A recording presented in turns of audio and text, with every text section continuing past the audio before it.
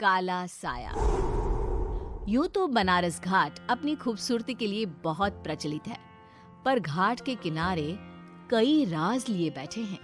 ये कहानी शुरू होती है बनारस के घाट के पास बने ममता निवास से, जहाँ प्रिया लाल जोड़े में ममता के घर उसकी बहू बनकर आती है। आओ आओ बहू, घर को अपने पैरों से पवित्र करो। ममता घर की दहलीज पार कर ही रही होती है कि अचानक एक बहुत गंदी सी बास पूरे घर में फैल जाती है।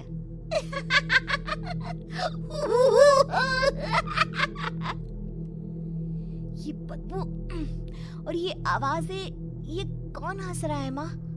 अब ये पड़ोसी ना हमारे थोड़े अलग से है। कहाँ हम शाकाहारी और ये मांस मच्छी खाने वाले। छोड़, तू ध्यान मत दे और गृह प्रवेश कर।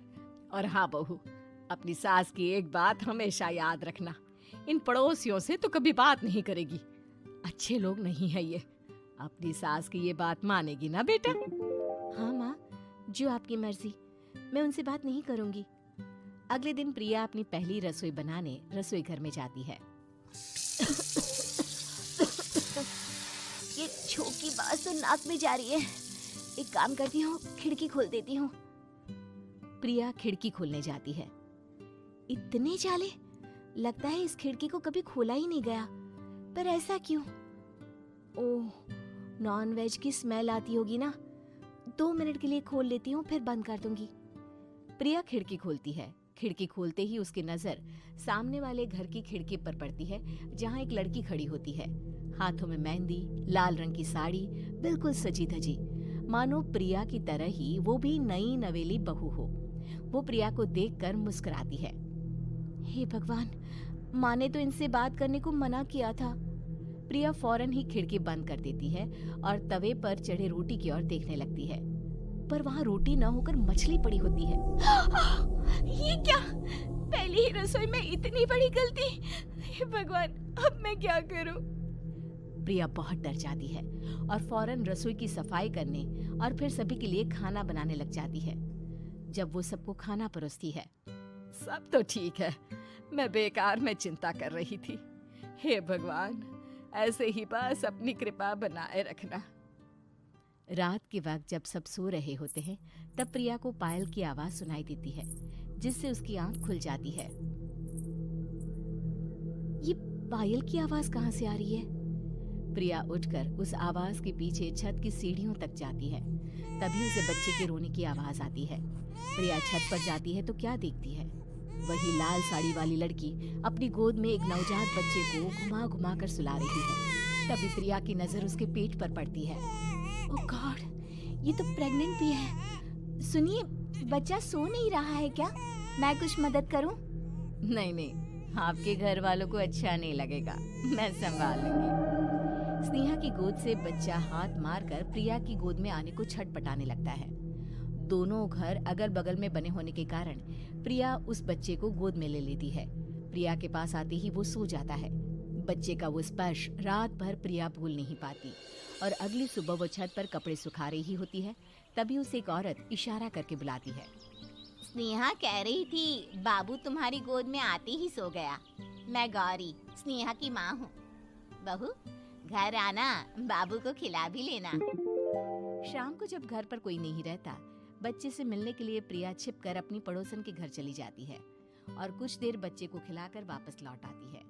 इसके कुछ दिन बाद ही प्रिया को पता चलता है कि वो माँ बनने वाली है। ममता की खुशी का ठिकाना नहीं रहता।